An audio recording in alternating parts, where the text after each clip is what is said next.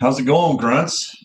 I had this video recorded last weekend on the highway heading up to my mom and her husband's, and we were moving a cow calf pair and a horse out to my uncle's there, or her younger brother there in Wyoming. And when I went to put this video out and edit it through the software and all that, get ready to publish on the YouTubes there, I kind of forgot that GoPros, when you use them independent of like a computer or whatever, they will segment your videos for you. So you'll take like a 30-minute video and it'll break it down into like 3 or 4 different videos. So when I put this thing on the computer yesterday and I deleted half of it apparently on accident without thinking, oh shit, this thing does it differently versus when I do it through Zoom, through like a meeting like I'm doing right now. So I'm re-recording this video from my headquarters now. But yesterday evening, I went to there's a new brewery that opened up here in town. I thought I'll go check that out. It's been open for a couple weeks, and I usually like to let the novelty wear off on new restaurants, new breweries, or whatever's new in town. I let the novelty wear off before I show up because there's no need of standing in line waiting to be served. And, that's a waste of your time. I mean, a lot of people do it, but it's a waste of my time to stand in line and wait to be seated or wait to be served. So I went yesterday evening. I jumped on the hog and tooled across town to this new brewery, and it's really good.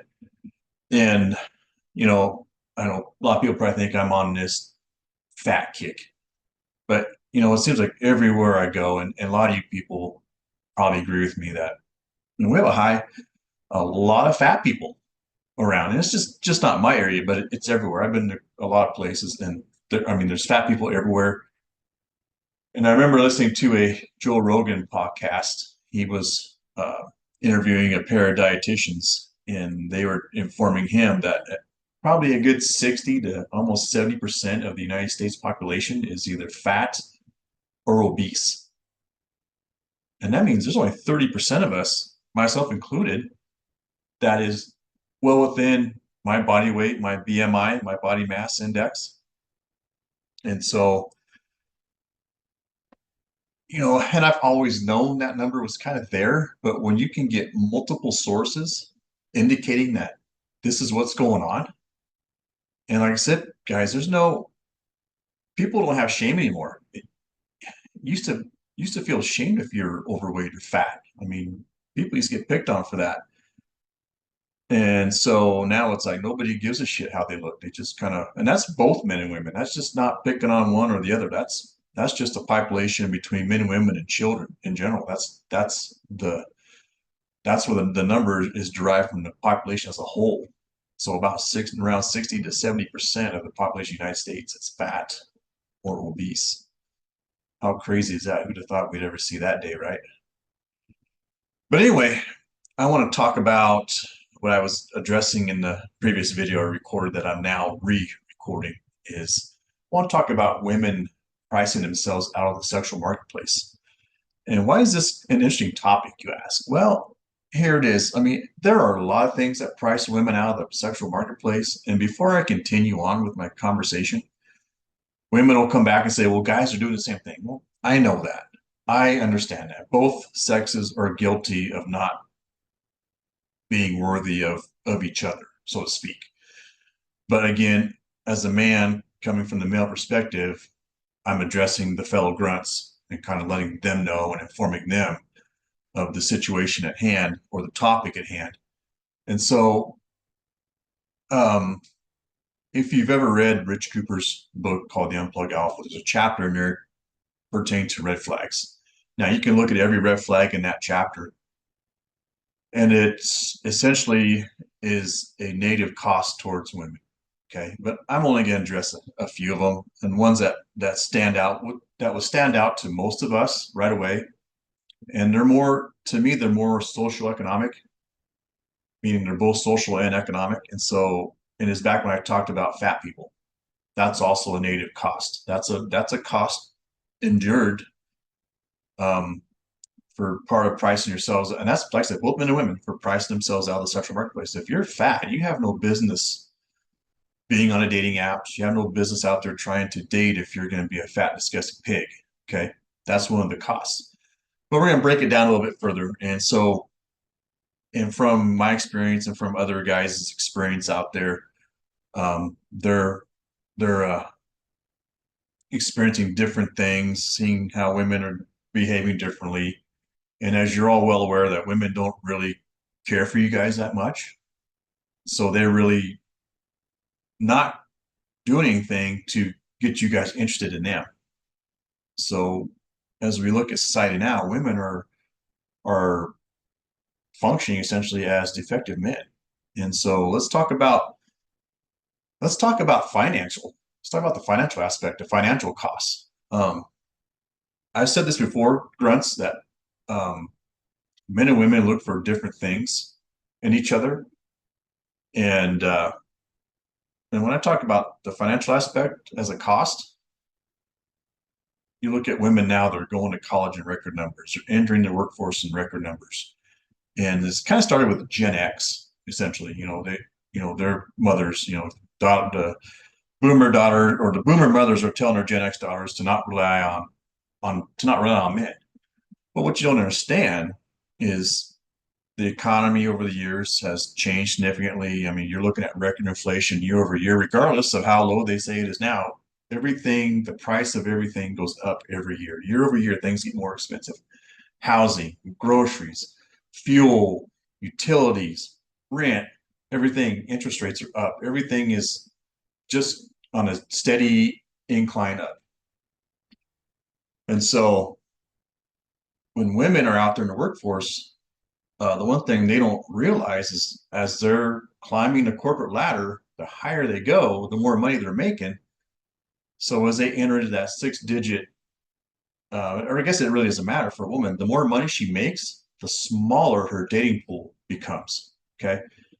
And for a man, the more money he makes, the larger his dating pool becomes. So he's got more options the more money he makes. Whereas a woman, as she climbs up that ladder, it's kind of like a pyramid. The more money she makes, the fewer guys that she's going to be interested in, because women do not, I would say again, do not date down.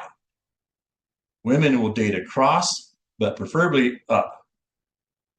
Okay. They don't date down. A woman making $100,000 a year isn't going to settle with a guy, have a family with a guy that makes 50,000. There's just no way. Now, before I get the static, well, there's some women that do it. You're right, there are some, but there are very few far in between. Okay. Most women, when they start making money, they develop this girl boss mentality, which is also a cost. When they think that the more money they make, the more power they have. But what women don't realize or fail to understand, at least in the last couple generations now, their power was their beauty, their femininity. Women are born with value. Men have to create and accrue value over time.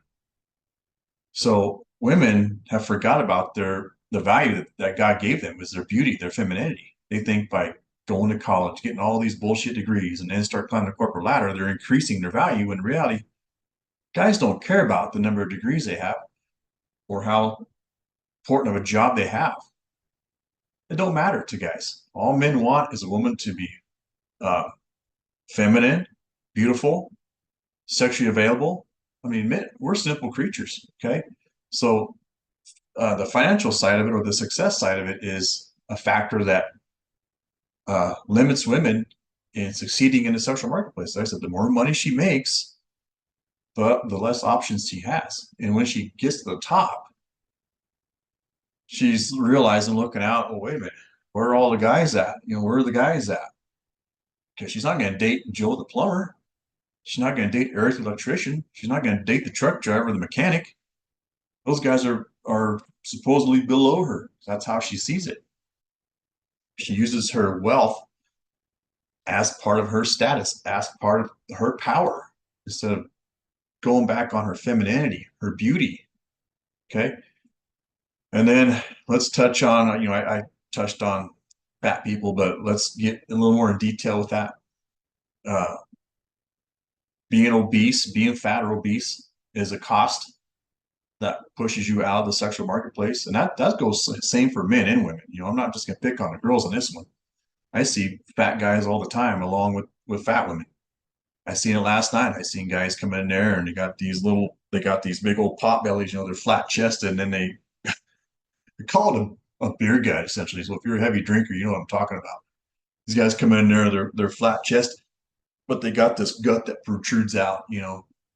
And so they're seeing a lot of that in men. But yeah, if you're overweight or obese, that's a negative cost. It's definitely not going to serve you any good in the not only just health wise, but in the sexual marketplace as well. Okay. So you're looking at, and yeah, there are guys out there. I know the girls are going to be like, well, there's guys out there that love fat women. Well, yeah, there are. I'm not going to deny that. You're absolutely right. But for the guys, so you take a fat woman, she's not going to settle with a fat man. She thinks she's still entitled to the Chad who's in the top 10%. She thinks she's entitled to that man that's in the top 10 to 15%, even though she's in the bottom 10% of her class. So you see a lot of fat women lonely as well because they think, and I don't know, it's that delusion that they think that their Prince Charming is going to ride in here and save them, when in reality, if that guy in the top 10 to 15% is doing the work, don't you think the woman that he wants is also doing the work? And don't get me wrong, the work between men and women are different things. Okay. The man is out, he's out making his money, he's building muscle and stacking money. And he wants a woman that's not doing what he's doing, but he wants a woman that's maintaining her femininity, maintaining her beauty. The things I've always told guys that I look for in women is she's got to be fit, feminine, friendly, faithful, and fun. The 5S. Again, fit, feminine, friendly, faithful, and fun. To me, that's a high value woman. None And none of that did I say, she's got to have all these degrees, she's got to have this career, she's got blah, blah, blah. Nope. Fit, feminine, friendly, faithful, fun. That's what I look for. I don't care about her status and her wealth. I don't care about her useless degrees, or if she's got a legitimate degree. Let's say she's an accountant or she's in the STEM field. I don't care about that. You know, so that's another cost, that negative cost that keeps women out of the sexual marketplace. And then lastly, I'm going to touch on single moms. And this, I a lot of a lot of men are harder on single moms. I'm hard on single moms as well, but I'm not as hard. I align my expectation with my own reality. I've been divorced now for 4 years, and I've got two kids.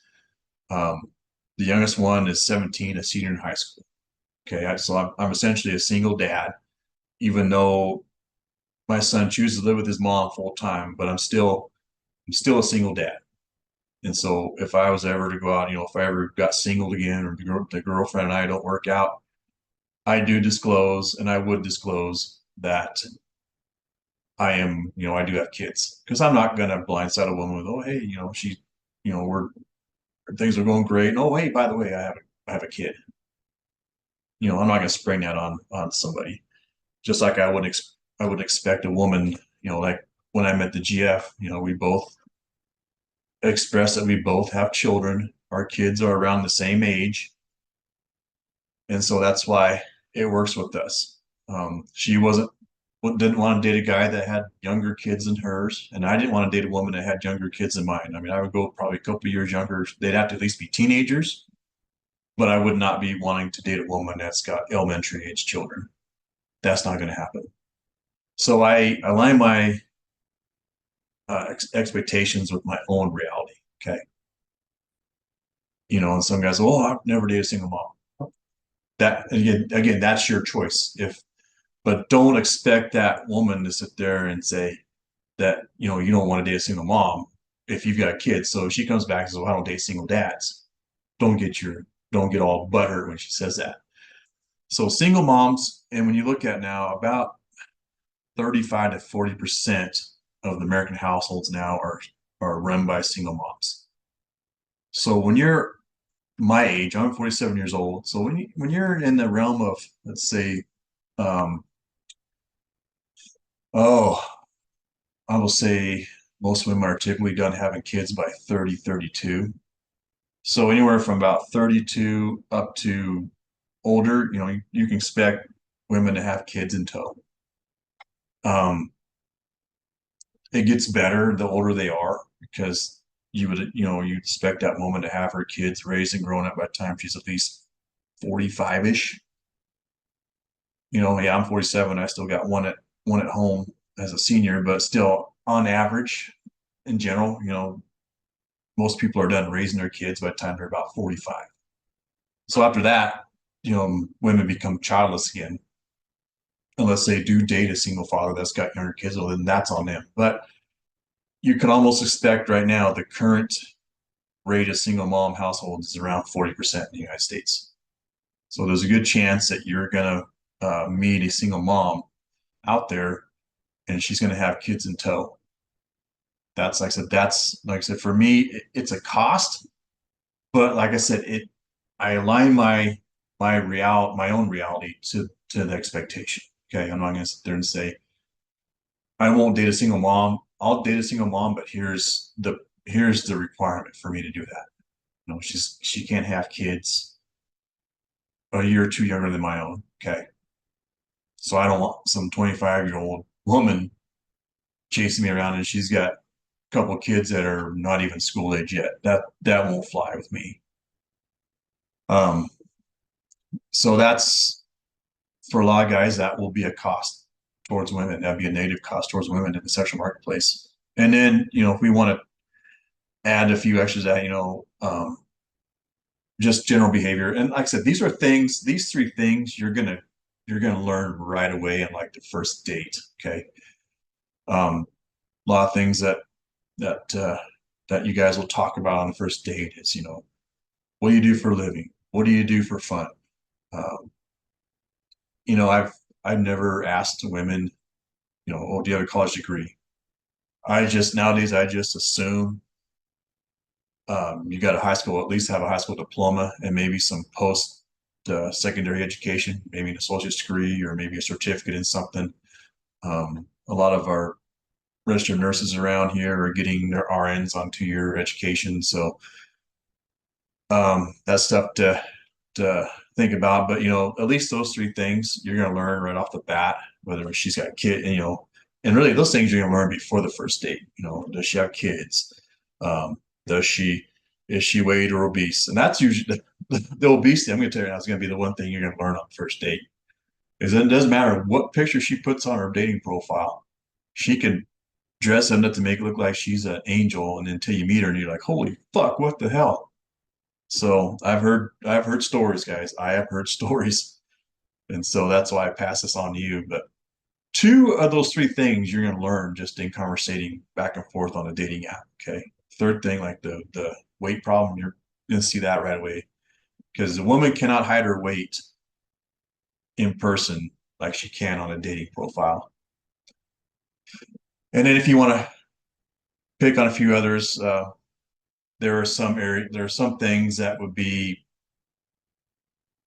add negative cost to them in the certain marketplace. And what mine are going to be different from the next guys, from the next guys, from the next guys. But I think these three here are very important to touch on.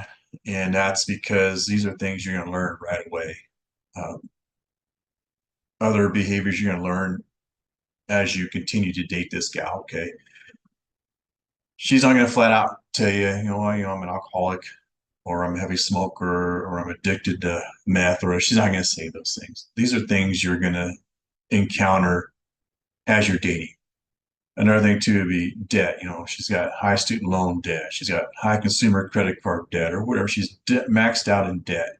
And then another one too is if you want to really be that picky, is she acquiring resources like child support or alimony from an ex-husband or baby daddy or whatever. And like I said, there are a lot of things that you could add to the costs of women being priced out of the sexual marketplace. And so there are a lot of underlying costs there, like I said, that you'll encounter those as you continue to date her. So if you go on a second or third date, every date you're going to learn is something different. Okay, you take her out to a bar and you find out she's drinking 2 to 3 drinks to your one, you're like, oh shit, you might have a problem, but you're not gonna say that to her. You're just gonna be like, damn girl.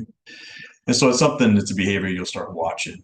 And so those are other, like I said, those are other costs that you'll encounter. And these aren't ones that necessarily really rear their ugly head yet. One thing with women is you can talk to them and they're going to tell you one thing and yet do another. Okay. So that's another thing to keep in mind. But yeah, those are the three things I want to touch on today is the obesity, the socioeconomics, and the single mom. And like I said, those are the three things should encounter right away. And so that's all I got for you guys today. If you guys have any questions, comments, concerns, leave a comment um, in the comment section, and I'll read them and reply whenever I can. So till next time, toodles, guys.